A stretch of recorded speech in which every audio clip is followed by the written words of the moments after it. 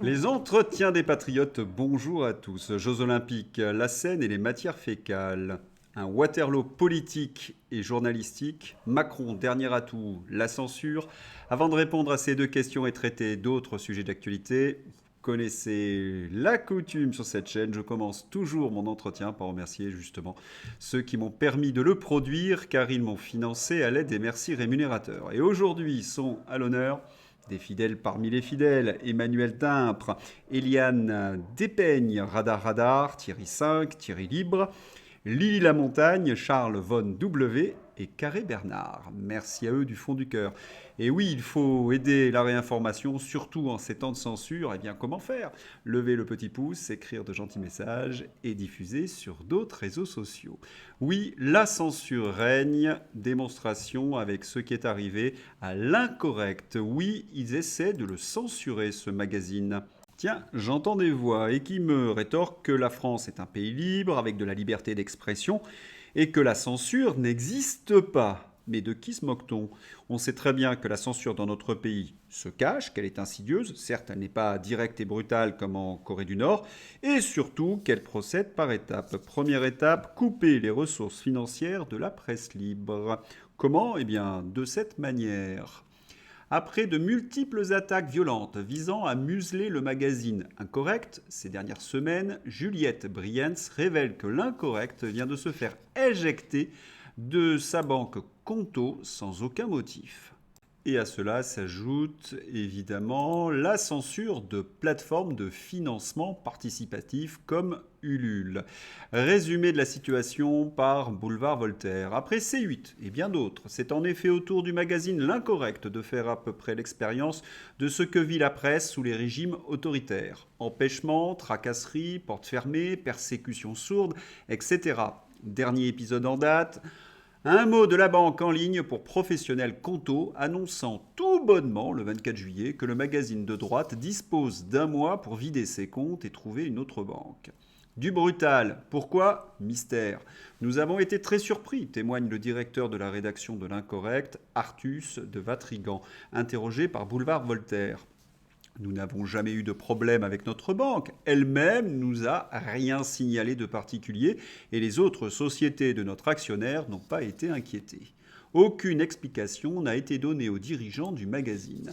La banque Conto, qui a pris la décision d'exclure l'Incorrect, s'appuie sur les conditions générales de vente. Elle donne à Conto le droit d'écarter n'importe quel client sans raison. Voilà quelques mois, les courageuses féministes de Némésis avaient, elles aussi, été raccompagnées vers la sortie par la même banque, elles aussi sans la moindre explication. C'est fou, hein, le nombre de patriotes, de médias patriotes, qui ont des soucis financiers, qui voient leurs comptes fermés.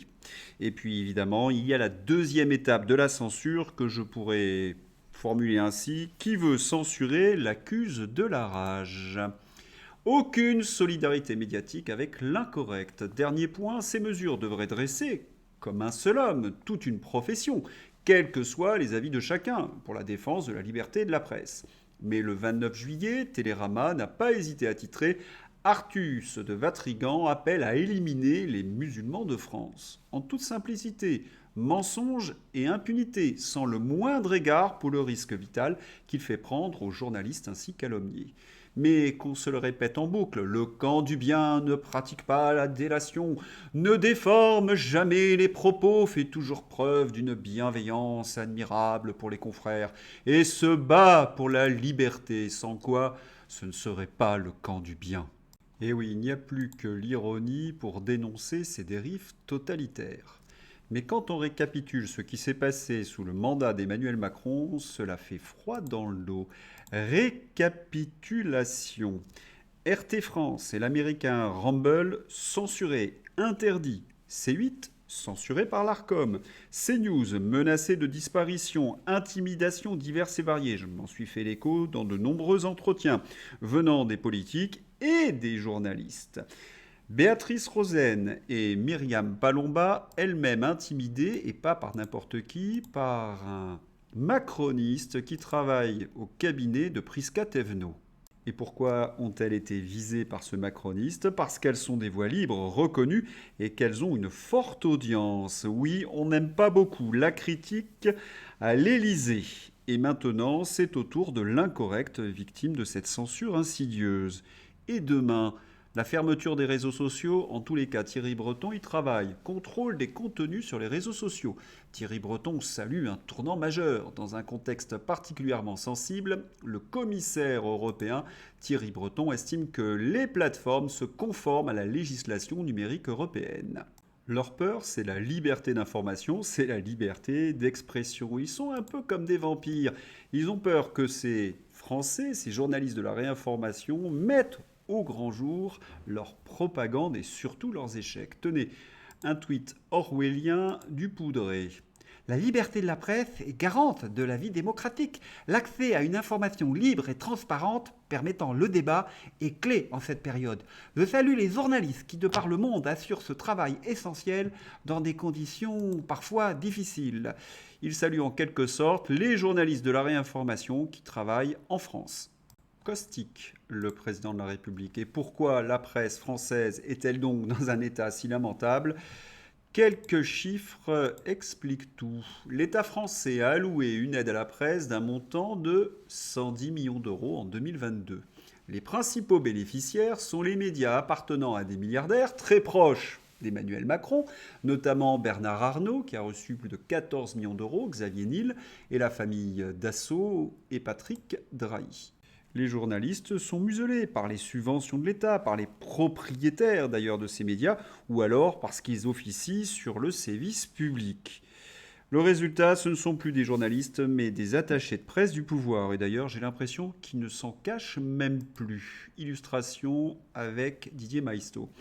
Qu'est-ce que le journalisme de cour? Un titre putaclic mettant hors de cause nos saintes autorités et puis... Quand on lit l'article, un modèle de double sens et d'hypocrisie. Ainsi peut-on lire la Fédération suisse de triathlon, qui a aussi fait face à des athlètes malades, a précisé lundi 5 août qu'il n'y avait pas forcément de lien entre les contaminations et la baignade dans la Seine. Ah, la force de l'adverbe. Pas forcément. Tenez, cela nous rappelle des souvenirs. Vous vous en souvenez, pendant la pandémie, la différence entre corrélation et causalité, eh bien, ils nous refont le coup. Ou encore, un peu plus loin, rien ne nous permet de dire qu'il y a un lien entre les athlètes malades et la qualité de l'eau de la Seine. Non, non, rien du tout, a également affirmé Pierre Rabadan, l'adjoint de la Foldingo de Paris, en charge du sport, des Jeux Olympiques et Paralympiques et de la Seine sur l'antenne de France Info ce lundi. Ah, la force de ce rien qui fait tout. Entre deux étrons, ils vont bien finir par choper le Pulitzer. Lisons maintenant la dépêche de France Info. Triathlon aux Jeux Olympiques de Paris 2024. La baignabilité de la Seine hors de cause dans l'état de santé des triathlètes suisses. Pas d'hospitalisation pour la Belge Claire Michel. Non mais chapeau bas, c'est du grand art de la désinformation. Il est difficile de faire plus servile que ces journalistes du service public vis-à-vis du pouvoir. Ils reprennent mot pour mot le narratif que les ministres viennent distiller dans les médias. Triathlète belge malade après l'épreuve dans la Seine. Les données de qualité de l'eau étaient particulièrement bonnes à Dja, assure Amélie Oudéa Castera. Et elle ajoute, complètement en roue libre, pas de lien établi, Dja, pour la triathlète belge malade. Vraiment ? Le seuil de potabilité était de 0 et les athlètes en ont bu. Ces affirmations s'appuient sur les constatations effrayantes de la société Fludion, ces informations que je vous ai présentées il y a quelques jours, qui sont accessibles et qui montrent des taux très inquiétants d'écolis dans l'eau. Malgré ces chiffres, les épreuves ont été autorisées. Et Amélie Oudéa Castera a oublié peut-être un détail, que si la presse aux ordres se couche en France, ce n'est pas tout à fait le cas dans les autres pays. Un impair diplomatique. On ne peut qu'être interpellé par les propos de la ministre française qui, pour peu, traiterait notre triathlète de menteuse. Oudéa Castera est prête à traiter de menteuse une athlète belge pour le récit de la Seine potable se poursuive. La réalité, c'est qu'ils vont avoir du mal à vendre le 1,4 milliard dépensé, donc, comme d'habitude, comme mensonge, harcèlement contre les dissidents. Mais comme je viens de vous le signaler, ils ne peuvent plus continuer dans ce narratif complètement délirant parce qu'ils doivent faire face maintenant non plus à la presse française servile, mais à la presse mondiale. Jeux olympiques 2024. Un triathlète néo-zélandais ayant nagé dans la Seine, malade, ayant les symptômes d'une infection par E. coli. Médaillé d'argent au triathlon individuel, Hayden Wilde a déclaré avoir présenté des symptômes identiques à ceux d'une infection par cette bactérie 2 jours après l'épreuve de natation dans la Seine. Ils sont donc coincés, ils sont obligés de changer leur narratif à toute vitesse. Aucune objection pour nager selon la porte-parole du COJO.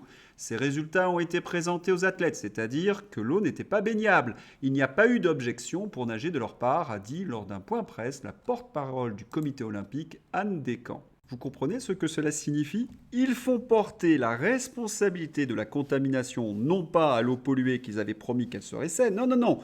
Ils font porter la responsabilité de la contamination aux nageurs. Ils n'assument jamais rien. Et le narratif est donc en train de changer. La Seine n'était pas baignable pour le triathlon. Les résultats ont été présentés aux athlètes. Et lorsque l'on explique qu'ils ont menti pendant des mois, eh bien on se fait maintenant corriger. La Seine n'était pas baignable pour le triathlon. Les résultats ont été présentés aux athlètes. Silvano Trotta officiel. Ils ont menti. Ils ont mis en danger les athlètes. On vous l'avait dit. Mais les trolls gouvernementaux disaient dans les notes de la communauté que ce n'était pas vrai. Eh bien, cela continue. La note de la communauté dit donc: les organisateurs n'ont pas menti puisque le résultat des tests a été présenté aux athlètes, ce qui a été caché pendant 48 heures, qui ont accepté de nager parce qu'ils ne pouvaient pas faire autrement, ils s'étaient préparés pendant des années. D'ailleurs, cette information n'a pas été cachée non plus. Eh bien, il faudrait peut-être réécouter les discours des journalistes aux ordres et puis de la ministre des Sports, Oudéa Castéra, qui nous expliquait que l'eau était bonne. Je vous ai montré d'ailleurs la vignette de BFM. Rappel, la qualité de l'eau évolue en permanence et elle est donc testée et publiée chaque jour. Vous avez vu à quelle vitesse ils sont capables de faire évoluer leur narratif. Et puis il y a un dernier point qu'il va falloir quand même corriger dans cette note des lecteurs. La com du comité Paris 2024 sur la baignabilité de la Seine est aussi transparente que son eau. Depuis le premier jour des Jeux Olympiques, les bulletins bactériologiques ne sont plus publiés. Et le prochain le sera après les Jeux. Oui, c'est soviétique. Si je résume, ces politiques et ces journalistes ont menti sur la qualité de l'eau, mais la presse mondiale les a attrapés en flagrant délit de mensonge. Alors ils affirment désormais qu'ils n'ont jamais menti. Hallucinant. Oui, cette eau de la Seine, c'est un véritable Waterloo politique et journalistique. Un joli naufrage en somme. Et puis, il y a quand même une satisfaction, c'est de voir Amélie Oudéa Castéra pédaler dans la matière fécale. Liberté d'expression toujours. Un bus espagnol avait écrit: cessez les attaques contre les chrétiens. Et vous avez sur ce bus la scène qui avait été présentée aux Jeux Olympiques, la scène blasphématoire et la scène peinte par Léonard de Vinci. D'après le Parisien, les Espagnols qui circulaient dans ce bus ont été interpellés. Dire ce qu'était la cérémonie d'ouverture des Jeux Olympiques est donc un délit. On peut savoir lequel. Eh bien, le voilà, un procureur menace de jeunes chrétiens espagnols de 6 mois d'emprisonnement et 7 500 € d'amende pour organisation de manifestations sur la voie publique sans déclaration. Le motif est grotesque et mensonger. Un seul bus circulant. L'arrestation menée par la police est inique. Là encore, Macron et la préfecture oublient qu'ils ont arrêté des ressortissants étrangers. Il ne s'agit pas de gilets jaunes qu'on peut matraquer et judiciariser en toute impunité.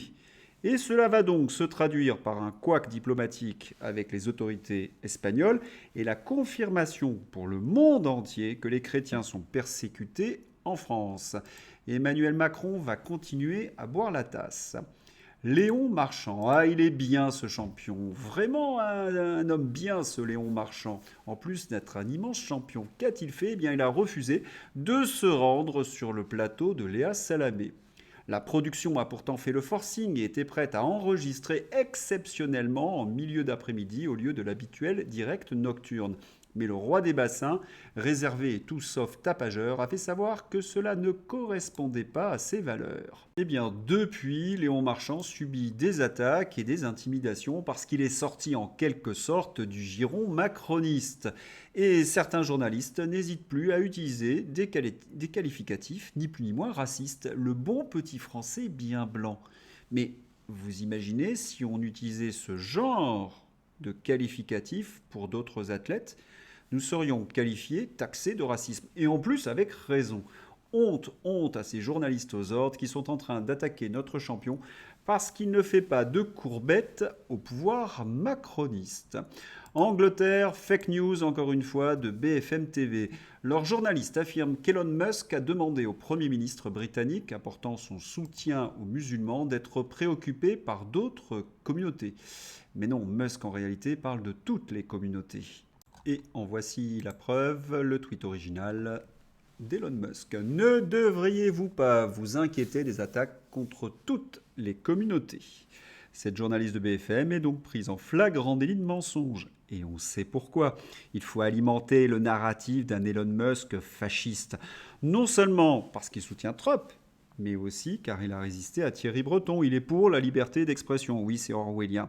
Mais attention, qui veut censurer Elon Musk l'accuse de la rage. Oui, c'est fascinant de parcourir la presse aux ordres parce qu'il n'y a plus une information qui ne soit pas bidonnée. Pensez à cette une du Figaro que je vous ai présentée il y a quelques jours, présidentielle américaine, comment Kamala Harris est parvenue à susciter une Kamala mania. Elle met même Donald Trump en très grande difficulté. Vraiment, il suffit d'écouter Kamala Harris pour comprendre qu'elle n'est pas vraiment une femme exceptionnelle. Le malaise. Kamala Crash veut que tout le monde soit woke. Nous devons rester woke. Tout le monde a besoin d'être woke. Bon, j'imagine que certains pensent que j'ai exagéré, que j'ai caricaturé. Je n'en sais rien en fait. Jugez par vous-même, le lien est dans ma description. Je pense que je suis en dessous de la réalité. Oui, c'est un gros malaise quand on entend Kamala Harris. Allez, c'est l'heure d'ouvrir la page Fantasy. Ils ont essayé de nous faire prendre ce médicament, c'était pas la scène et comme toujours, il n'a pas résisté au test. Jeux Olympiques toujours. Le premier guépard biologique à s'identifier comme un homme est sur le point de remporter l'or pour le Liechtenstein aux Jeux Olympiques de Paris. Jeux Olympiques toujours, excellente nouvelle, la police a arrêté le frotteur des stades olympiques. Le frotteur des stades enfin arrêté. Je ne sais pas, mais il me rappelle quelqu'un. L'OMS nous a prévenu, c'est le retour de la variole du singe. Mais quelle est la probabilité d'être tué par un singe qui a la variole? Illustration. La probabilité d'être tué par un singe qui a la variole est faible, mais pas nul. Voilà, j'espère que vous avez apprécié ce numéro. Il est un petit peu en retard, j'ai eu des soucis techniques hier mardi. Eh bien, voilà, la vidéo est faite. Une deuxième va arriver et je traiterai du krach boursier, du Bangladesh, de l'Angleterre et de Kamala Harris, entre autres. Et puis, il y aura bien évidemment un numéro sur Lucie Casté. Je vous souhaite une excellente journée, à bientôt et puis à tout de suite. Au revoir.